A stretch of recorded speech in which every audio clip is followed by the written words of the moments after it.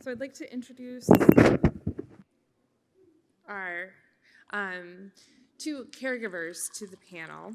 So Debbie Herndon, who is down at the end here. Debbie was devastated when her husband was diagnosed with pulmonary fibrosis in 2009. She found comfort and support in talking with others who were also experiencing this relatively unknown disease. Living with pulmonary fibrosis rather than dying from pulmonary fibrosis became their mantra. Since Steve's passing, she has experienced an incredible amount of healing from being involved with PFF as a volunteer. She continues to educate people about the disease and the importance of the caregiver's role as a PFF ambassador. And Mary Kinsky. When Mary's husband Mike got sick in May 2016, their lives changed at a rapid pace. Instead of planning for retirement, they began preparing for a lung transplant. A registered nurse, Mary became her husband's caregiver along their bumpy and terrifying journey with IPF. After receiving a single lung transplant in February 2017, Mike is doing well. As they adjust to their new normal, they are finally enjoying the retirement they had been looking forward to before IPF arrived in their lives. Mary shares her experience as PFF ambassador to raise awareness and help others dealing with this disease. So, I'm going to start out with a few questions for the panel. We're getting a little bit of feedback, I'm not sure. I don't know. Okay. I'm going to start out with a couple of questions for the panel, and then you all are welcome to ask anyone on the panel questions. Again, there are a couple of mics going around, so please do wait for the mic to get to you. And please ask one question at a time so that everyone who wants to ask a question gets a chance to ask a question. So I will start out with questions for Debbie and Mary. What is the favorite thing that you all do or have done for yourself to take care of yourself as a caregiver? Mike said, it's all well and good to be like, practice self-care, but what does that actually mean for you? What's something that you've done that you really like? I know Debbie's really going to like this, but I like to exercise.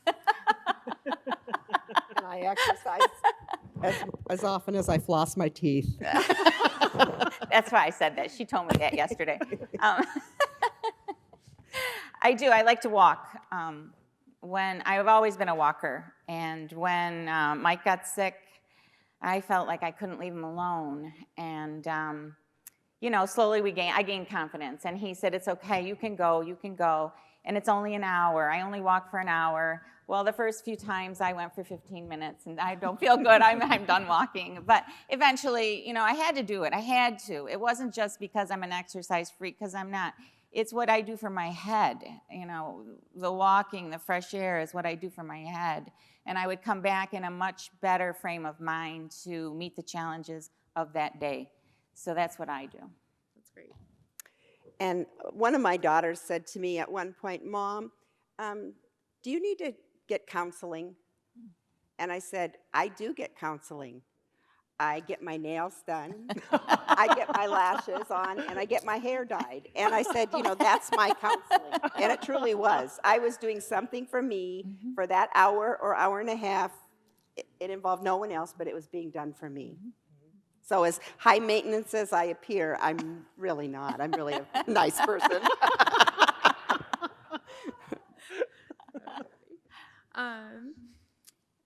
Can you share one or two things that you've learned from your experience as a caregiver? One thing that I've learned since being a caregiver, and I think there are some patients in here, so I don't want to step on anyone's toes, but not every caregiver has a great person that they're giving care to. I recently was on an online Facebook page, and some lady came on and said, I'm going to just make some of this up, but he's mean, he screams at me, he doesn't appreciate anything I do, he doesn't, and then some other person came on and said, you need to just enjoy your time with him, he's going to die. Well, those are both true statements. However, not every caregiver has it as easy as some other caregivers, if you know what I mean. Mm-hmm. I think that's an important point. I think everybody's disease is different. And there isn't just one path in this disease. I think, as Kate said, we had a really rocky, bumpy road. It was a very fast decline. It was scary. It was terrifying. I was on that slide a lot. And I think, I learned, because it started out so fast and difficult, that I could be brave. I wasn't fearless, but I could be brave. I could get up each day and I had to tell myself, start over. Today's another day. Maybe it's going to be a better day. I learned I had to dig really deep sometimes. And you'd be surprised at what you can do. I think that's the best thing I learned, is you'd be so surprised at what you could do. I never did a GPS in my life. I come from a small town. And when I had to take my husband back and forth to Cleveland to the clinic, I had to do all the driving. He was too weak. He was too tired. He was on lots of oxygen. I had that GPS going, and I got all over downtown Cleveland. So you never know what you can do until you have to. Speaking of the driving, how many of you, if there are any partner teams in here, husband, wife, husband, whatever, how many of you, when you get into a car with your partner, you both agree to go the same way? That was always my experience. I was always in the wrong lane. I was always turning at the wrong time. And the funny one was when he said, we were at a wedding reception out in the hills of Oregon, and he said, I want to drive back. And I said, okay, fine. And he was just being really ornery. And he wasn't an ornery man. I wasn't one of those people that had a horrible person to care for. But he was just being really ornery. And so I let him drive, and he drove, and it's kind of one of these, and we get to this T in the road, and he comes to a stop. Well, here comes this car like this, and they honk at him. He goes, well, what the hell is his problem? And I said, well, you stopped out in the middle of the intersection. He said, oh my God, check my oxygen. His oxygen had run out. So. It's true.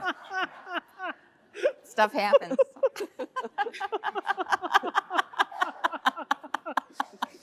So one thing as a caregiver, I will say, in my instance and in my husband's instance, we used humor a lot of the time. And, there was more than one time I looked at him and said, you're just one pinch away from death. So, I mean, we did. We laughed about everything. He did and I did. It's good. It's horrible. And I miss him a lot. So does anyone have any questions for our panel? We have got a question up here. Can you wait just a second? We're going to get a mic.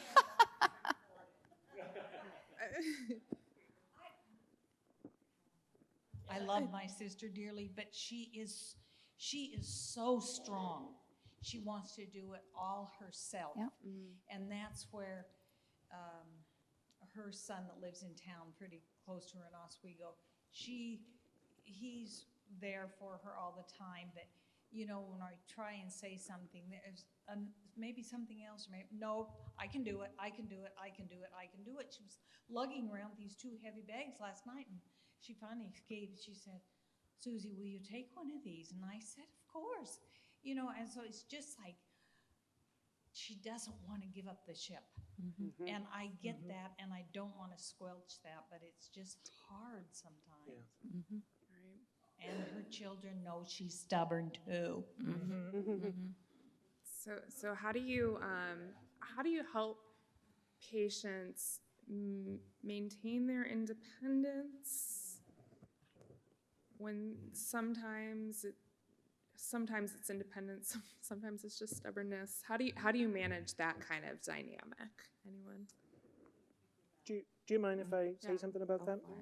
So this is a bit heady, and I don't think everybody should or could do this, but one of the things we talk about with pulmonary hypertension communities, patients and caregivers early on is identity, and how folks get a bit of an identity crisis when they get a diagnosis. And I imagine it's true in pulmonary fibrosis as well.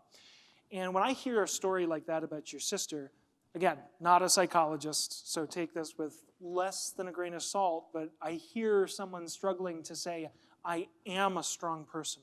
That's who I am. And in order to prove that, I have to do X, Y, Z.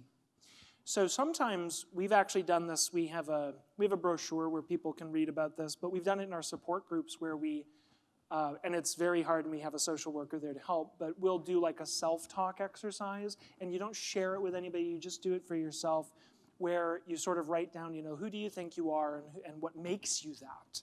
And maybe you need to rethink what makes you that. And so we had a support group meeting once where a woman, she said, I'm a mom.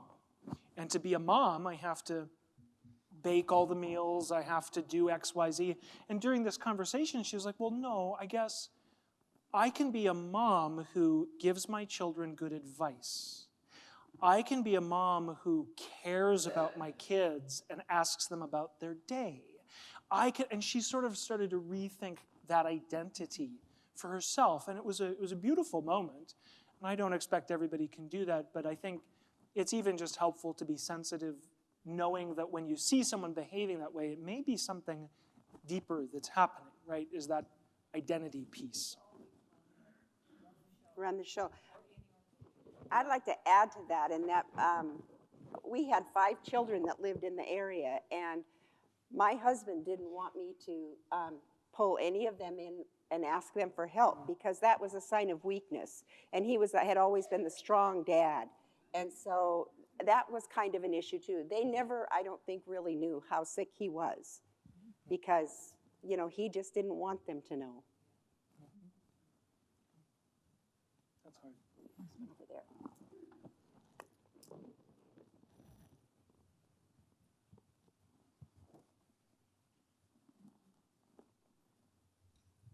Hi, how are you? My sister and I were both caregivers to my father. My mom also, but she's in a very emotional state right now. And what we're finding that they're doing, they're keeping things from us.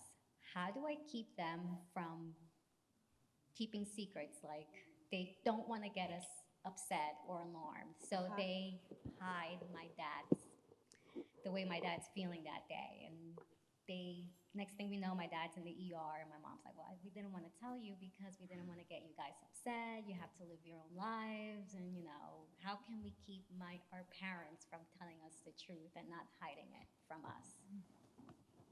I guess I should answer that, because, we essentially did that. If we would go to the emergency room, I would have to say, can I call the kids? Because, I wanted to honor his wishes, but I don't know the answer. I guess be present. You can call someone on the phone and say, how are you doing? And you can't really tell. But if you're present and you happen to, bop over if you can, I don't have an answer. Do you, Mary? No, the only thing I'm thinking is, what if you just had an honest conversation? Sat down with your dad and said, I hear you went to the emergency room.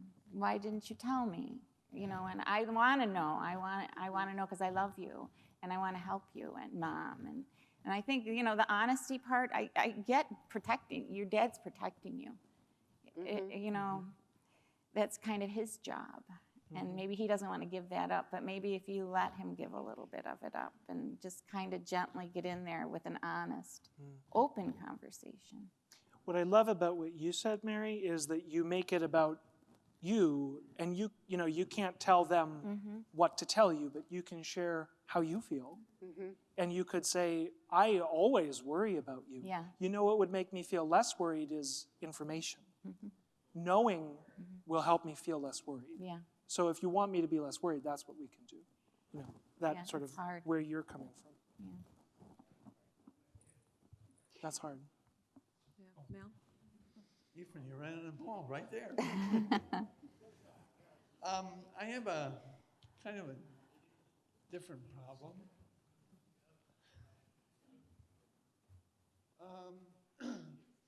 We live in a different world today, and I worked for Companions and Homemakers for a while, and I used to take people to the hospital. And they would call their children to come because they were at the hospital. And invariably, they wouldn't show up. And they wouldn't show up because they just didn't have time. Takes two incomes for a lot of people today. Personally, I sit here a little bit petrified. Mary, I know you don't believe that, but I am. I'm the patient, and I call people in my support group frauds because when people ask us how we are, we say we're fine. We're not fine. My wife's mobility is very limited. I run up and down the stairs now because she has trouble washing clothes. She needs my help to get in and out of the car. And I really am petrified. I can't get sick. I can't get any sicker than I am. I just don't have time. And that's a real problem for me. And I don't know what the answer is. And here I have a lovely daughter sitting next to me that came with me today. She's a school teacher. God help me to ask her to help because she's never available.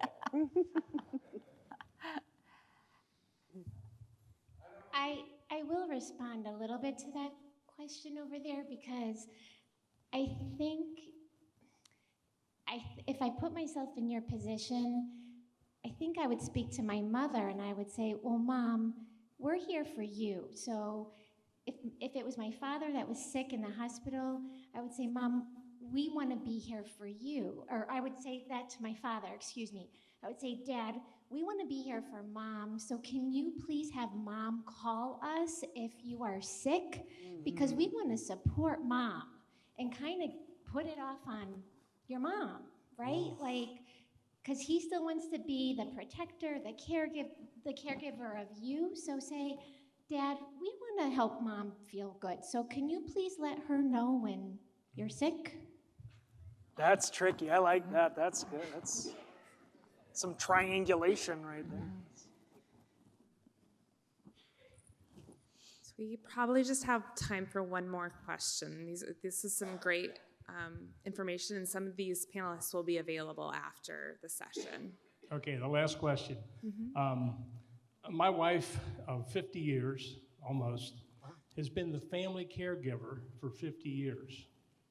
She has IPF, and the roles are going to be reversed now. And I heard a lot of the ladies talking about their husbands. This is a new role for me, and I have great anxiety, to be candid. I appreciate all the nice www, you can get online, et cetera, for support. Our children live very far away, and well, one of them, the only one. And frankly, I have great anxiety. And I guess I wanted to hear what this gentleman mentioned. The role of the man quite often has changed significantly from 50 years ago. And I want that acknowledged, I guess, because I don't feel prepared to be an adequate caregiver.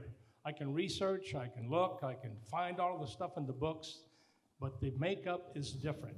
I don't care how you look at it. And I wanted to see if there's anyone in there that felt the same way, especially the guys that have to be the caregiver for the wife. One thing I just want to say is in our support group, we had a similar situation. There was a man whose wife is very ill with pulmonary fibrosis, and he was a very quiet, shy man, didn't seem to have a lot of friends. Children all lived out of town. And finally, he did broach the subject, as you just did. And we kind of tried to hook him up with men in our group. One of which was my husband, because he knew how I had taken care of him, so maybe he could help Jake take care of Lucy, that kind of thing. And it kind of worked. We become a foursome, so it's camaraderie. We have good friends now, but also I think Jake feels support. We're not there every day to help take care of Lucy, but he knows if he has a question, he can sure call, and maybe if he's feeling more comfortable, he can talk to my husband, Mike, instead of me. And that kind of worked. Debbie? I think that the people in this room are the fortunate ones. It's the people at home. Most of us understand the importance of a support group, I think, or the importance of attending classes like this. It's the people that don't know about it yet. So, you know, us getting the word out to everybody, I think, is the most important thing. Because I personally, I did probably 5 years of not having any support, mainly because I was the breadwinner, subsequently because he was sick, and because I worked 55 hours a week, and I just didn't have time to go on the Facebook pages and stuff. And I can see now that that's really those are valuable tools, and I really hope that we can, you know, get that word spread out to a lot of people and get the physicians to tell them that from the get-go. Yep. And I also wanted to point out that we are starting a telephone-based support group for caregivers specifically in November. So right now we have one for anyone, but there will be one specifically for caregivers, because we do recognize that sometimes the concerns, sometimes the issues you're facing are just a little bit different than what the patients are facing. So you can call in if you have questions, if you have something different that comes up, you can call in, and even if there's not a support group around you, you can still call in. You can go on our Facebook page or on our website, or if you want more details, you can go to the registration desk and they can look it up and give you all the details for how to access that group. I do apologize, but we are actually at the end of our time, so we are going to have to go ahead and end. If you have more questions, I think Mike and Debbie can probably stay afterwards to ask a few questions. I gotta go. So thank you all so much for coming. I really appreciate it.